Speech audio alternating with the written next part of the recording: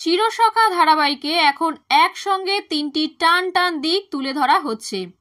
একদিকে আছে কমলিনী এবং স্বতন্ত্রের রসায়ন, আরেকদিকে বর্ষার প্রাক্তন সম্রাট এসে হাজির। ফলত ঝড় উঠেছে বুবলাইয়ের জীবনে। আর তৃতীয় দিকে কমলিনীর ছোট ছেলের বিয়ে। এমন অবস্থায় এই গল্পে এন্ট্রি নিচ্ছেন এক জনপ্রিয় অভিনেত্রী। কাকে সরিয়ে কোন চরিত্রে এন্ট্রি নিচ্ছেন তিনি? চিরসখা ধারাবাহিকে এন্ট্রি নিচ্ছেন অনিন্দিতা রায়চৌধুরী। নতুন মা হওয়ার পর কিছুদিন আগেই তেঁতুল পাতায় ফের যোগ দিয়েছিলেন তিনি।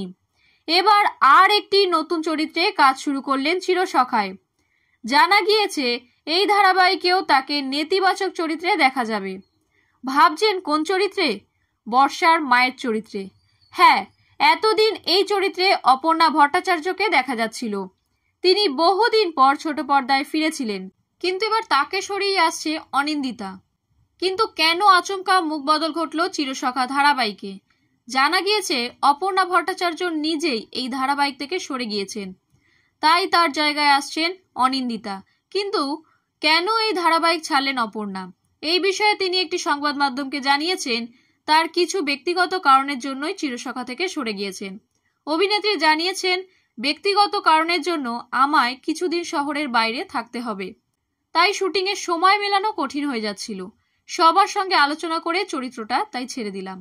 প্রসঙ্গত, চিরসখা ধারাবাহিকে এখন দেখা যাচ্ছে বুবলার স্ত্রী বর্ষার প্রাক্তন সম্রাট ফিরে এসেছে। দুজনের অতীতে নানা অজানা কথা, যেমন বিয়ের কথা ঠিক হয়ে যাওয়া, রাত্রি যাপন, সবটা জেনে সে ডিভোর্সের কথা ভাবছে। অন্যদিকে এমন অবস্থাতেও মেয়ের পাশে মেয়েকেই সমর্থন করছে বর্ষার মা। শেষ পর্যন্ত কি হয় সেটাই দেখার। চিরসখা ধারাবাহিকে মুখ্য ভূমিকায় দেখা যাচ্ছে সুদীপ মুখোপাধ্যায় এবং অপরাজিতা ঘোষ দাসকে।